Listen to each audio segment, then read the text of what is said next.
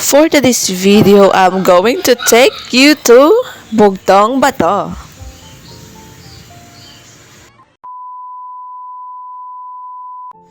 Good morning. Kumusta ka? So 5 a.m. pa lang nga nung umalis na kami. As you can see, medyo konti pa lang yung tao sa kalsada and gumamit lang kami ng motorcycle as a transportation.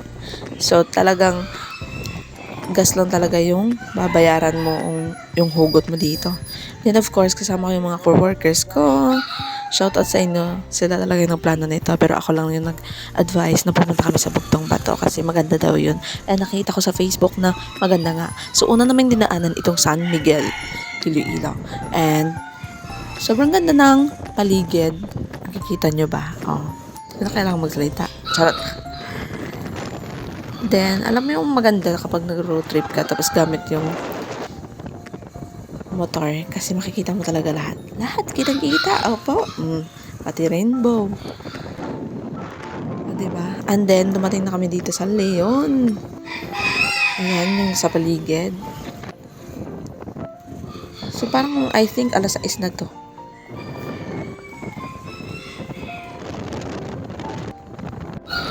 Oh, diba? Ganda to kapag mahilig ka sa nature, pero yung mukha mo parang hindi pang nature. Aside sa San Miguel and Leon, madadaanan din natin ang Tigbawan, Iloilo.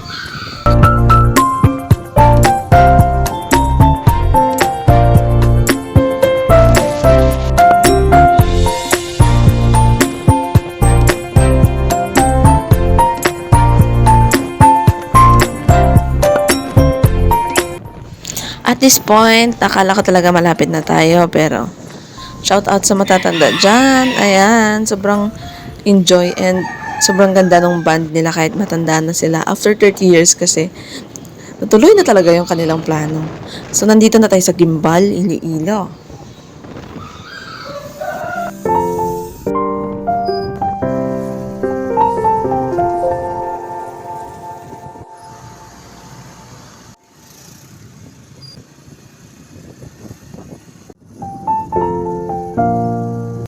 Dito nga namin naisipan na mag-stop over muna.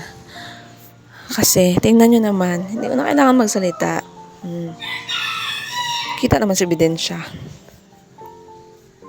Ito nga pala yung ginagawang taytay o bridge dito sa Gimbal. So, sad girl yarn. So, pagkatapos namin mag-take ng pictures and videos, tumuloy na rin kami. Kasi medyo malayo-layo pa rin talaga yung pupuntahan natin. And nakarating na tayo dito sa Mayag-Aw, Iloilo. So, alam nyo ba dati, nung tuwing Sunday, lumalabas kami para mag-family bonding. Ginagawa namin is nagsisimba kami.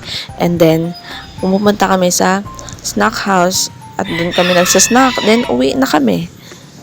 Dati pa naman yun. Kaya, i-treasure nyo yung moment na bata pa kayo. And magkasama kayong magpamilya kasi darating yung araw na maghihiwalay na kayo. Lalo na kapag may kanya-kanya na kayong trabaho and pamilya.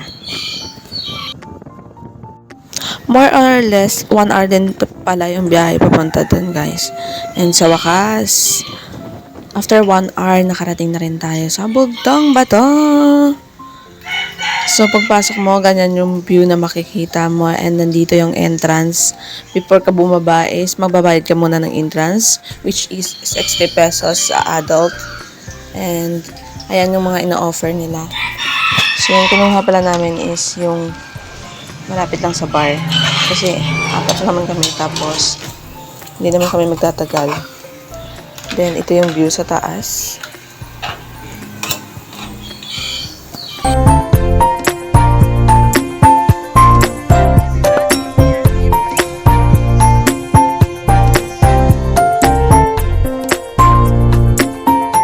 Siyempre, kung yung mga lalaki is paliligo yung punta na dito sa beach, tayo naman mga babae is yung mga view tayo. Opo. So, paano kumuha ng pictures, more on pictures, videos, ganon. Kasi, diba, sobrang ganda nang nasa paligid. Parang nakatira ka lang sa, or pumunta ka lang sa picture. O postcard. Ganun.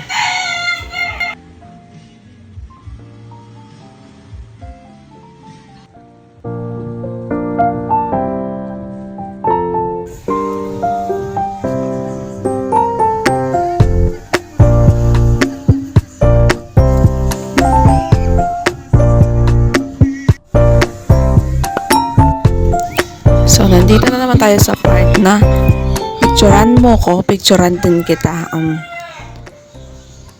Tag mo yung friend mo na panood pa, tapos blurred naman yung kuha niya. Charot lang.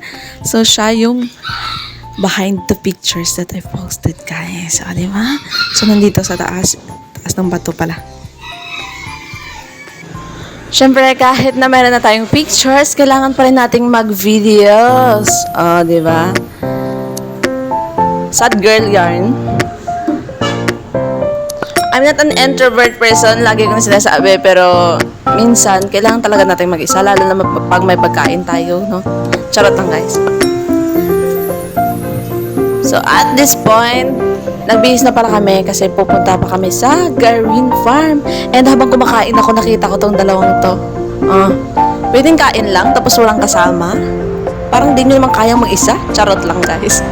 So, ito naman, napaka-sweet ni Lola, tsaka ni Lolo. Alam mo yung feeling na nandyan pa yung parents mo, tapos nakikita mo silang masaya and sweet pa rin sa isa't isa kahit na anong edad nila or matanda na sila, ganon. Yung, alam mo yung pagmamahal nila nandun pa rin. So, I think that's all for this video. Thank you for watching. Stay safe and God bless.